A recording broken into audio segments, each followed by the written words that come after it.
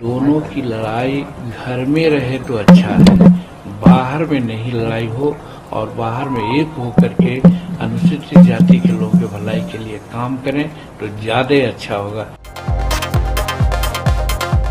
चिराग पासवान और जीतन राम मांझी के बीच लगातार बयानबाजी चल रहा है। चिराग पासवान भी बयानबाजी कर रहे हैं तो साथ ही साथ जीतन राम मांझी भी बयानबाजी कर रहे हैं। एक वक्त कहा था जीतन राम मांझी कि पशुपति पारस को ही रामविलास पासवान का उत्तराधिकारी मानना चाहिए था। यही बात जीतन राम मांझी कहे थे, क्योंकि उनके छोटे भाई थे रामविलास पासवान जी का, अधिकारी था रामविलास पासवान जी का, इसीलिए पशुपति पारस को ही उत्तराधिकारी मानना चाहिए था। इसी बात को लेकर जो है लगातार राजनीतिक बयानबाजी चल रहे हैं। दलित और महादलित के बीच लगातार बयानबाजी चल रहे हैं। क्या बीजेपी दलित और महादलित को लड़ा करके फायदा उठाना चाहती है? यानी कि चिराग पासवान जीतन राम मांझी के बीच लड़ा करके क्या बीजेपी फायदा उठाना चाहते हैं? फिर क्या सच्चाई है? साथ ही साथ जीतन राम मांझी ये भी कहते हैं कि घर की मामला है, घर में सुलझा लिया जाए।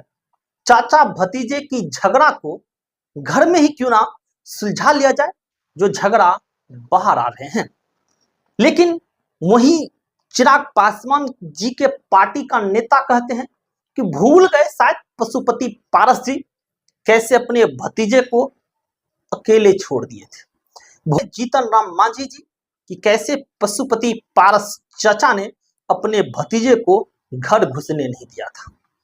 चलिए जनता से पूछ लीजिए, जनता क्या कहते हैं, कौन है रामविलास पासवान का उत्तराधिकारी, आप पूछ लीजिए। लेकिन एक हिदायत देते हैं जीतन राम मांझी कि घर की झगड़ा घर में ही बैठकर सुलझा लिया जाए। पशुपति पारस उत्तराधिकारी ऐसा हमने कभी नहीं कहा, ये सब आप लोगों के फिल्टर है, आप लोग ऐसा बोल देते हैं।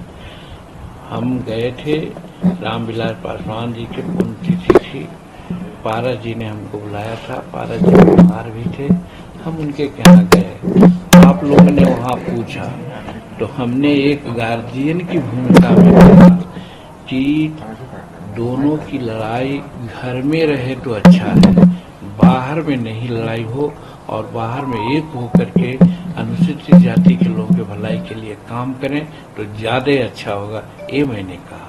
पर चिराग पासवान के जीजा जी हैं, कह रहे हैं कि चिराग पासवान दलित नेता के रूप में उभर रहे हैं तो कुछ लोगों की परेशानी हो रही है। अब कौन क्या कर रहा है उससे हमको क्या मतलब है, हमको